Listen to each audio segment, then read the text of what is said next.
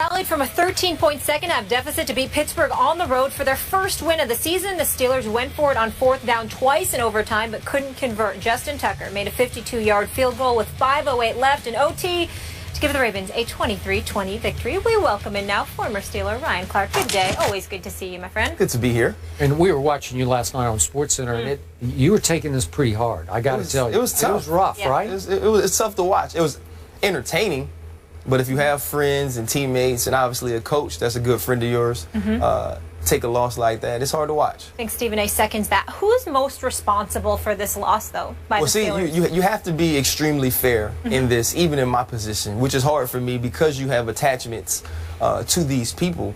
If I was stepping on here to talk about any other football team in the NFL who made this many mistakes and who basically gave a football game away, the ultimate result of that would be blaming the head coach. The head coach is in charge of all of these things. If a team wins a Super Bowl, the head coach and the quarterback, they get a lot of the praise. So in this situation, you have to put some of this on Mike Tomlin, on being the final decision maker in many of these situations. Now, whenever you get into a game, there's many people you can blame. Obviously, if I have Le'Veon Bell, who on fourth downs, 2 or fewer yards, leads the league in conversion percentage, maybe he gets the ball for me on the last 2 fourth downs in overtime. Yep. So then you say, is Todd Haley to blame? Todd Haley has a part in this, but in the end of that, Mike Tomlin has the veto power. I would think so. Take time out. You can say, hey, Todd, I want you to run this play through Le'Veon Bell. I also know through being in that facility, through being in that organization with Coach T, he stays out a lot of those decisions. You know, it was never a situation where he walked down to Coach LeBeau, hey, I want you to blitz. When Bruce Arians was making calls, he wouldn't walk down, hey, this is what I want to happen here. He delegates. He's a good head coach because he knows how to delegate jobs and give the people who he hires full ability, responsibility, and accountability to make those calls. You can also look Josh Scobie. You know, he's a guy you trade for. You lose Sean Sweesham, a 49-yarder, a 41-yarder. It's extremely difficult to kick in Pittsburgh, especially going down to that end. They've added a new screen there, so maybe it's a little different with the wind coming off the water. But it's a tough place to kick. But you have to make those kicks. So I think the game, in so many areas, the blame can be placed out play to play, person to person, but in the end and ultimately, it falls on the head and the hands of Coach Tomlin. Appreciate you saying that. Stephen A. Oh, please. We all know that, but Ryan Clark said it best, and he said it best last night. Although the head coach has veto power, Mike Tomlin, you said 2 things. Correct me if I'm wrong, Ryan Clark.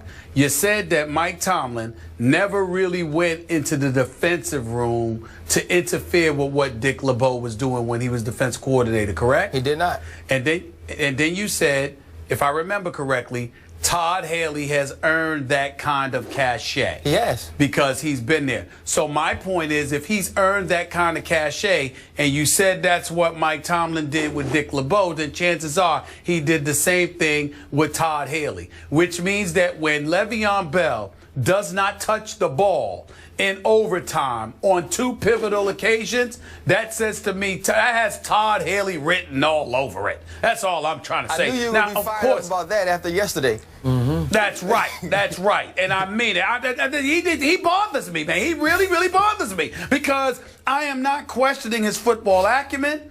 I am not questioning his intelligence. I am questioning his agenda.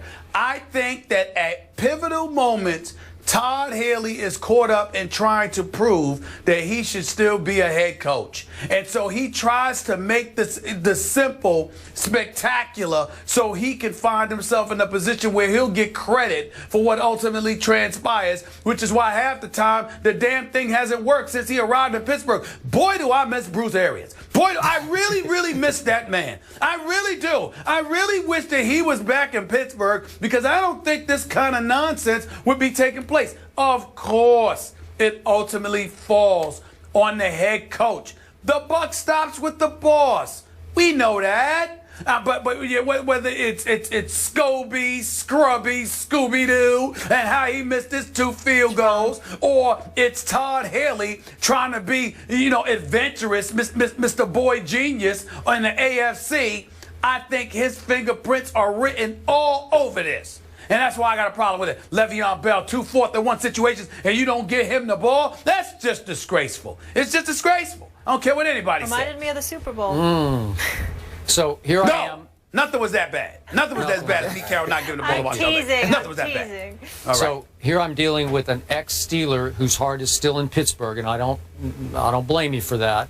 And I'm dealing with a real Steeler fan who's also a fake Giant fan, but we figured that out on the show. That. He's a faux fan. That's what I call him, faux fan. Then when they Whatever, win the the both NFC of East, y'all. he can't be excited. Spare me. Okay, all Miss right. Connecticut and Mr. Oklahoma City. Y'all just step Okay. back. Now Fall back. Back to the Love question. We don't know the answer to this. That's why this question is so tough to answer.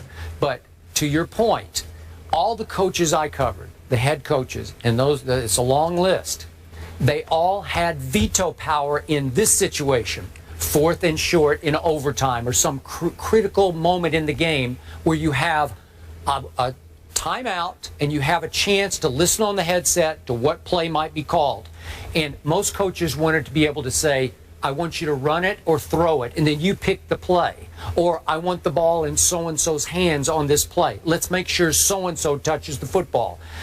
I don't know this, but I told you the other day when we talked about this. I think we talked about it twice. Clearly, Mike Tomlin loves Michael Vick, and I don't blame him for that. He respects him. He went out and brought him to Pittsburgh when maybe nobody would have given him one last hurrah. And it seemed to me that last night, Mike Tomlin wanted the ball in Michael Vick's hands in those key moments. Michael Vick on a lot of Monday nights in the past has lit it up. He played a sensational first half. Then either he might have run out of gas a little bit on conditioning, but he lost some of his accuracy through the second half. So he had lost his flow, you might say.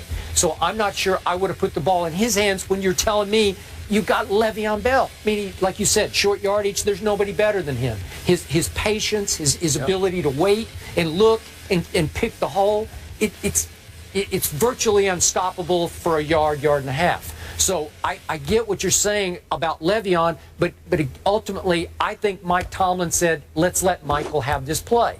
And Michael still's got some jets to him. I thought in the first half when he took off a couple times, I was like, wow, he can still move, man. And his arm strength is great. The accuracy was starting to fade a little bit. And then I told Stephen A. earlier, I question the fact that you try to throw that route to Antonio, who's about, is he 5'10", or it's hard. And so the pass is a little wild high.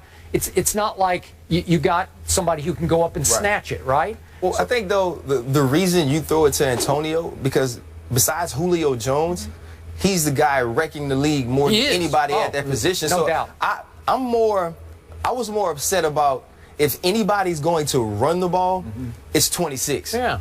Don't split him out to block outside and have Mike Vick try to run around the end. So if you're going to run the ball, go with Le'Veon Bell. But I don't have a problem with the pass because Antonio Brown is so good. I mean, his streak for 35 games of 5 catches, 50 yards ended last night, partly because of inaccuracy.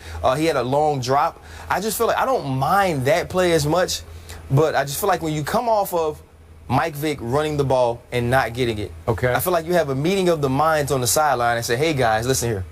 The first time didn't work. We tried to be tricky. We tried something new. And I understand what Stephen A. is saying. I actually thought about him when they had those 2 plays because I knew what he would say is that Todd Haley's trying to earn a job on these 2 plays.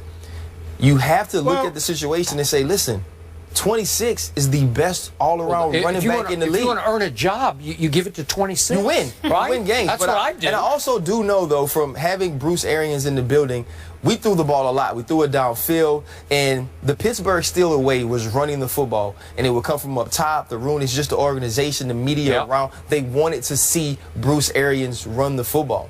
And I don't know if Mike T and Bruce ever had that conversation, but it never happened. It never materialized. And I think a large part of that was Coach Tomlin not going to him in games and saying, you know what, you run it here or you run it now. He allows his coaches freedom. He allows them to grow. And I think that's a huge reason why people want to coach for him. I agree. Go ahead, Stephen A. My issue is that, let me get back to Todd Haley, because I'm not going to lie to I'm you. shocked. I will confess on this day, I'm not interested in a damn thing anybody has to say about last night's game that doesn't include Todd Haley. Okay. We understand that Mike Tomlin lets his coaches coach. Whip-de-damn-do. So what? I mean, ultimately, he has the veto power, and we get that. I understand that. I also understand that from a play scheme perspective, Todd Haley made the right play. I got news for you. Ryan Clark, Skip Bayless. When I was hosting NFL Live for a couple of days a few months ago, Tim Hasselbeck literally sat there and highlighted, you know how y'all do, Ryan, how y'all do, I forgot what it's called, it's Telegram, whatever it is, where you're just highlighting the telestrator. Yeah, that's what it is, right? The telestrator. Okay, thank you. Right, and he telestrated how the right play was called by Darrell Bevell and Pete Carroll in Seattle, and the play was actually a perfect call. I said, who the hell's arguing that? You make a very valid point. But everybody and their grandmama knows with 20 seconds on second down with a Super Bowl title on the line, you give the ball to beast mode. Because even though you know that the ball is going to him, what you gonna do about it? Yeah. And that's what I'm saying. So when we talk about Le'Veon Bell, what you gonna do about it? Now, if you want to go away from it, it's because you're trying to show your brilliance. And when you saw it cost that franchise a Super Bowl championship, okay, why in God's name would you be in overtime with 1 yard to go on 4th down with a brother that's running for 129 yards, who is the best player on your team and universally recognized as the best all-around back in football, and you don't find a way to get this man the ball? It can only be one reason. And that one reason is you want to show how brilliant you are. If anybody fits that stereotype, it's Todd Haley. That's like, I mean, when you talk about him trying to step out, that's like saying, you know what, Stephen A's an opinionated dude. Duh. Who the hell doesn't know that? That's Todd Haley. It's who he is. It's who he is. I want it to be about me. I want to show the world that I know what I'm doing. That's what this was about, and it cost them last. I don't care what anybody says. Okay. I don't care what anybody says. Okay, so that's enough about that guy, but I also have to defend against this frustrated Steeler fan, Josh Scrubby, as he calls him. As you well know, you pointed, Scooby-Doo. whatever he is, right? I'm going to repeat this stat again. Since Heinz Field opened in 2001, from 50-plus yards, only 28.6% have been made from 50 or long, because it's the hardest place to kick in the league. So he tried one from 49. That's going to be pretty iffy, and it didn't make it. And then he tried one from 41. I'm going to give that about a 50-50 shot, and he missed it, even though Josh Scobie in his career is 5 for 5 in walk-off kicks, in game winners, last-minute kicks. 5 for 5. He's missed more field goals. He's missed more field goals than anybody since the start of the 2014 season. And he's missed 4 field goals already this year. I don't want to hear about that. Yeah. Don't give me that percentage. What have you done for me lately? Is Justin Tucker not the best kicker in pro football? He's the best. He's the best clutch kicker in pro football. Yeah, but I don't know. It wasn't a doubt off his foot the last 2. He had a little wind with him that way. Ryan Clark.